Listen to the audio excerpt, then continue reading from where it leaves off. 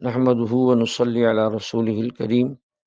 وبعد فأعوذ بالله من الشيطان الرجيم بسم الله الرحمن الرحيم حرمت عليكم أمهاتكم وبناتكم وأخواتكم وعماتكم وخالاتكم وبنات الأخ وبنات الأخت وأمهاتكم اللاتي أرضعنكم وأخواتكم من الرضاعة صدق اللہ العظیم۔ میرے محترم معزز خواتین و حضرات، اسی آیت نمبر 23 کے متعلق کچھ عرض کیا تھا اور 3 قسم کے رشتوں کی حرمت کا مسئلہ بیان ہوا تھا۔ پہلی قسم کے رشتے وہ تھے جو نسب کی وجہ سے حرام ہوتے ہیں، جن کی قدر تفصیل گزر چکی۔ دوسری قسم کے رشتے وہ ہیں جو دودھ کی وجہ سے، رضاعت کی وجہ سے حرام ہوتے ہیں۔ قرآن پاک نے اس کو وضاحت سے ذکر کیا، وہ امہاتکم اللاتی ارضعنکم، اور حرام کی گئی ہیں تمہاری وہ مائیں جنہوں نے تم کو دودھ پلایا۔ اور اس کے ساتھ ہی وَأَخَوَاتُكُم مِّنَ الرَّضَاعَةِ، اور حرام کی گئی ہیں تمہاری بہنیں جو تمہارے دودھ شریک ہیں۔ تو قرآن مقدس نے، قرآن پاک نے رضاعت کے رشتوں کو بھی حرمت یعنی حرام ہونے کا سبب قرار دیا ہے۔ رضاعی ماں، رضاعی بہن کی حرمت تو قرآن کے اندر صاف لفظوں میں بیان ہے اور تفصیل نہیں ہے، لیکن احادیث شریف کے اندر حضور علیہ الصلاۃ والسلام نے ان رشتوں کی حرمت کا ایک فارمولہ، قاعدہ کلیہ بیان فرما دیا ہے۔ امام بخاری رحمۃ اللہ علیہ الجامع الصحیح میں حضور علیہ الصلاۃ والسلام کا یہ ارشاد نقل کرتے ہیں، الرضاع تحرم ما تحرم الولادہ، کہ جو عورت ولادت کے رشتے سے حرام ہوتی ہے وہی عورتیں رضاعت کے رشتے سے بھی حرام ہوگی۔ امام مسلم رحمۃ اللہ علیہ اپنی کتاب الجامع الصحیح میں تھوڑے سے الفاظ کے فرق کے ساتھ اس روایت کو لائے ہیں، یحرم من الرضاعہ ما یحرم من النسب، کہ رضاعت کی وجہ سے وہ سب رشتے حرام ہیں جو نسب کی وجہ سے حرام ہیں۔ تو یہ قاعدہ کلیہ ہے، جو رشتے، جو عورتیں مرد کے لیے اس کے خاندان یعنی نسب کے اندر حرام ہیں، رضاعت کی وجہ سے بھی وہ حرام ہیں۔ حضرت عائشہ رضی اللہ عنہ فرماتی ہیں، جب پردے کا حکم نازل ہو چکا تو میرے ایک رضاعی چچا تھے، وہ آئے اور میرے پاس یعنی میرے گھر میں آنے کی اجازت چاہی، میں نے اجازت نہ دی۔ میں نے یہ کہہ دیا کہ جب تک اللہ کے رسول علیہ السلام سے مسئلہ نہ پوچھ لوں گی تو میں اپنے پاس آنے کی اجازت نہ دوں گی۔ تو کچھ دیر میں آپ علیہ السلام تشریف لائے، میں نے آپ سے مسئلہ پوچھا، آپ نے فرمایا کہ بھائی وہ تمہارا رضاعی چچا ہے، اسے اندر آنے کی اجازت دو، تمہارا اس سے پردہ نہیں ہے۔ میں نے عرض کی، یا رسول اللہ، مجھے تو عورت نے دودھ پلایا ہے، مرد نے تو دودھ نہیں پلایا۔ آپ علیہ السلام نے فرمایا، بھائی تمہارا چچا ہے اور تمہارے لیے وہ محرم کی حیثیت رکھتا ہے، اسے گھر کے اندر آنے کی اجازت دو۔ اب دیکھیے، جو جیسے حقیقی چچا یا نسبی چچے سے پردہ نہیں، رضاعی چچا سے بھی پردہ نہیں، کیونکہ جیسے حقیقی اور نسبی چچے سے نکاح نہیں ہو سکتا، رضاعی چچے سے بھی نکاح نہیں ہو سکتا۔ صاحب ہدایہ جو ہے وہ ان مسائل کی، رضاعت کے مسائل کی تفصیل بیان کرتے ہوئے لکھتے ہیں اپنی معروف زمانہ کتاب کے اندر کہ جب کوئی عورت کسی بچی کو دودھ پلا دے تو یہ بچی اس عورت کے شوہر پر اور اس کے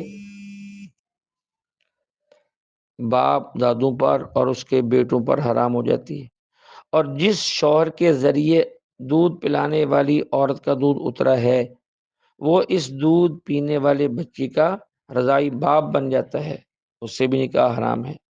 اور جس کسی عورت کا دودھ کسی لڑکے نے پیا اور اس عورت کا دودھ کسی لڑکی نے بھی پیا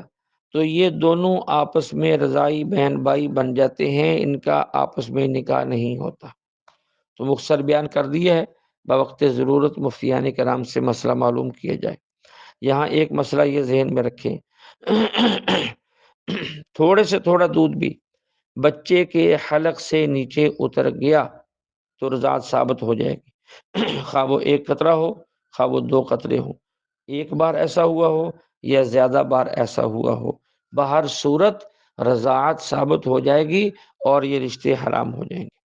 اور ایک دوسرا مسئلہ یہاں یہ سمجھیں، حرمت رضاعت کی جو مدت ہے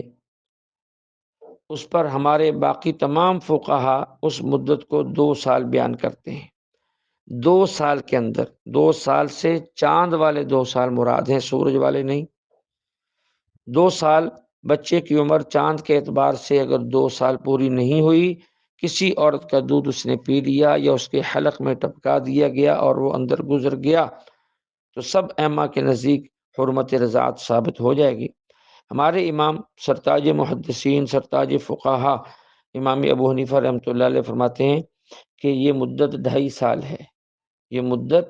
2.5 سال ہے۔ دودھ پلانے کی مدت تو 2 سال ہے، عورتوں کو رک جانا چاہیے، بچوں کا دودھ چھڑا دینا چاہیے، لیکن جہاں حرمت رضاعت کا مسئلہ ہے وہاں 2.5 سال ہے کہ 2.5 سال، اور اسی میں احتیاط ہے۔ قرآن کے اندر ایک جگہ وضاحت کے ساتھ آیت موجود ہے، وَحَمْلُهُ وَفِصَالُهُ 30 شہرا، 30 مہینوں کا لفظ ہے جس سے 2.5 مہینے بنتے ہیں، اور دوسری آیات کے اندر چونکہ 2 مہینے کے الفاظ بھی ہیں، اس لیے امام صفر رحمۃ اللہ علیہ فرماتے ہیں کہ دودھ پلانے کی مدت تو 2 سال ہے، اس کے بعد چھڑا دینا چاہیے، لیکن رضاعت جو ثابت ہوگی وہ احتیاطاً 2.5 سال کی عمر تک ثابت ہو جائے گی۔ 2.5 سال کی عمر پورا ہونے سے پہلے پہلے اگر کسی بچی یا بچے نے دودھ پی لیا تو یہ حرمت رضاعت ثابت ہو جائے گی۔ تیسرا مسئلہ یہ ذہن میں رکھیں،